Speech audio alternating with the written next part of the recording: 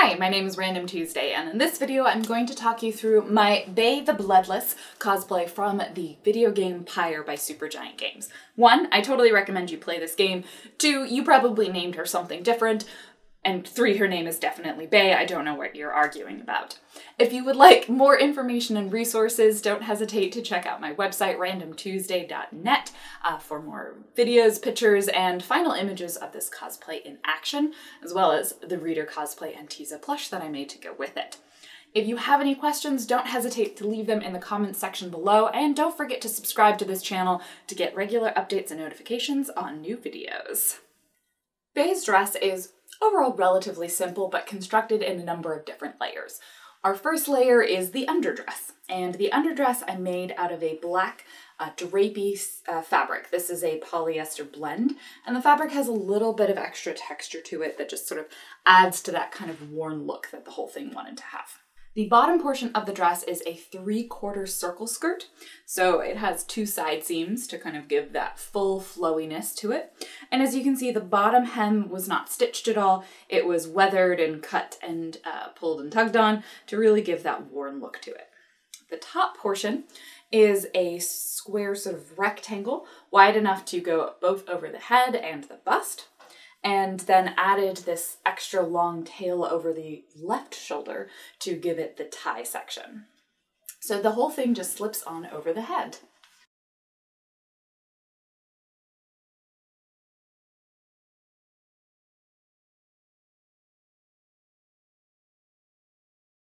Did a little bit of tucking at the neck, tucking in and pinning and sewing at the neckline to adjust it and have it sit in the way that I wanted it to, so that it wasn't kind of all the way across the chest, but kind of dipped a little bit in the front like in the reference images. And similarly, I did that in the back. This edge here I did serge and then roll over and hem, but most of that ends up getting hidden by all of the extra folds and tucking, as you can see. And the dress ends up having a lot of flow to it.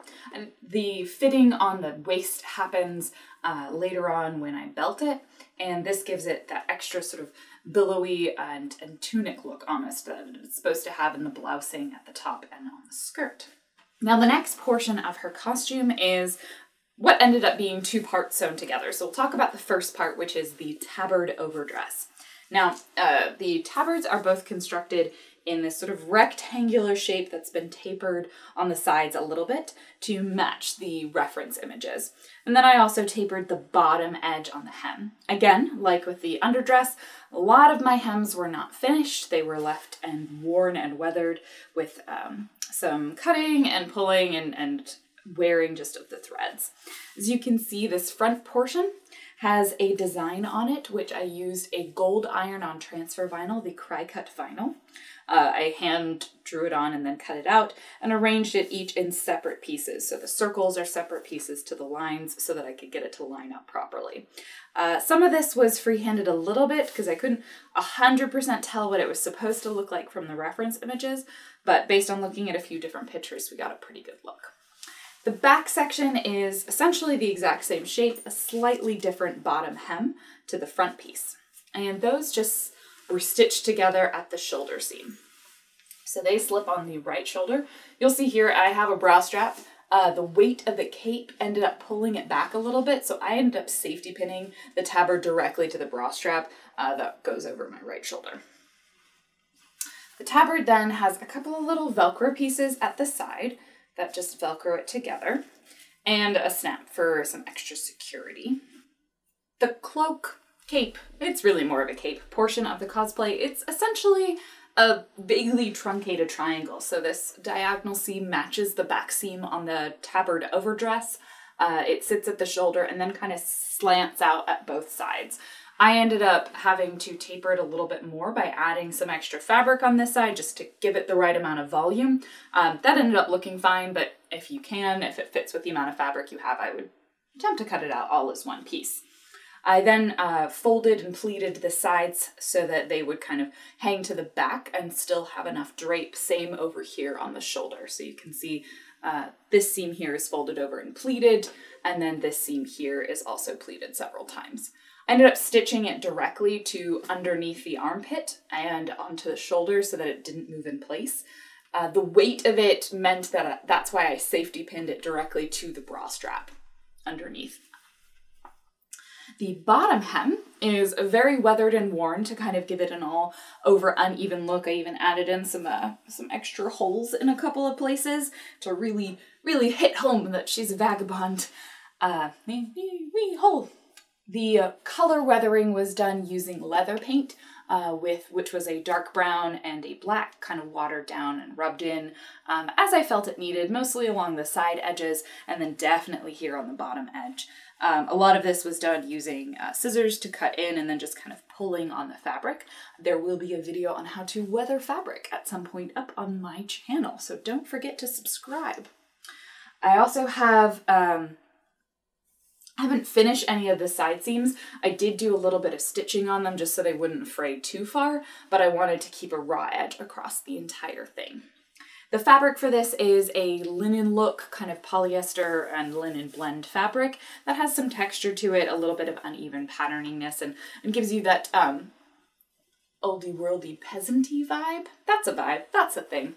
The next piece of her costume is the belting, and this is what helps give the blousing on the underdress and kind of cinch everything in and make me actually have a waist. So I just got some black cording from the fabric store. This is a little bit shiny. Really, you just want to go with something that's thick enough that it's going to show up when you're wearing it.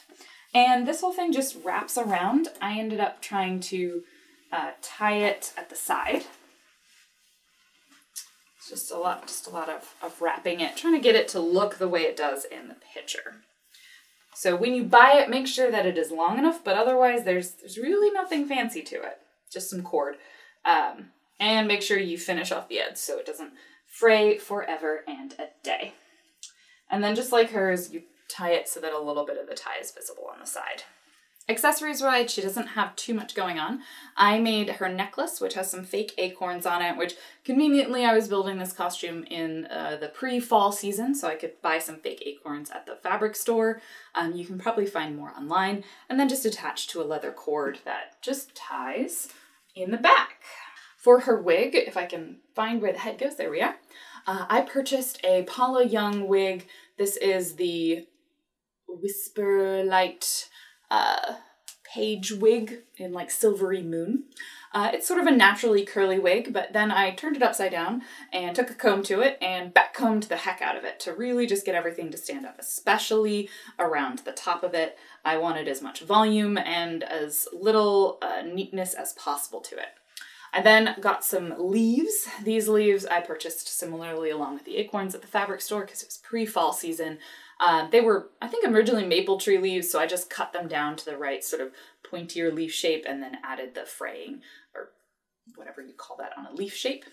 So the whole thing just has a lot of volume and sits on the head. The leaves are just bobby pinned in place, and that gives me a very hair look, and then a lot of hairspray to keep it all out of my face as much as possible. For her arms, I created some stretch fabric armbands that just sort of sat in place for these thicker arms that went across. This is entirely the incorrect order for them. I had to look at some reference images. For then the designs that were on her skin, I did those with a combination of some stage makeup and a lot of liquid eyeliner and a friend drawing them on for me so that I could get the lines correctly on them. They ended up staying pretty well throughout the day during the convention.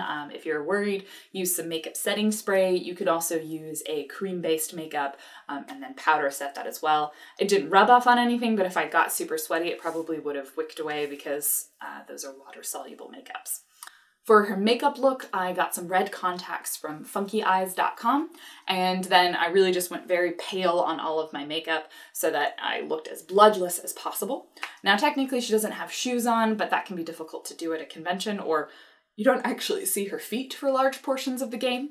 So a couple options. I ended up wearing some black strappy gladiator sandals that I had that fit pretty well with the costume. You can also make some almost invisible flip-flop shoes that a lot of people do, or just find something that you already own that kind of fits overall with the aesthetic of the costume. The final finishing touches of the costume are pretty optional. I made her little sort of sticks that she holds onto. I literally went to a park and found a bunch of sticks and then lashed them together using gray yarn. I ended up doing a couple of extra points of lashing because the glue I had didn't hold. And this one here was going to be easier just to lash than to try and glue, and I would be able to cover that with my hand in my pictures. And then just like the leaves in the wig, I took a leaf, cut it to shape, and then sewed it and attached it into the yarn that was on the actual sticks. Thank you so much for watching my Bae the Bloodless cosplay breakdown tutorial video. That's a mouthful. If you have any questions, please leave a comment or question in the comment section below, and head over to my website, randomtuesday.net, for more tutorials, resources, patterns, and other cosplay goodness. And don't forget to subscribe to my YouTube channel for notifications of when I have more videos available online. And lastly, but certainly not leastly, thank you to each and every one of my patrons who have helped make this video, many cosplays, and other videos a reality.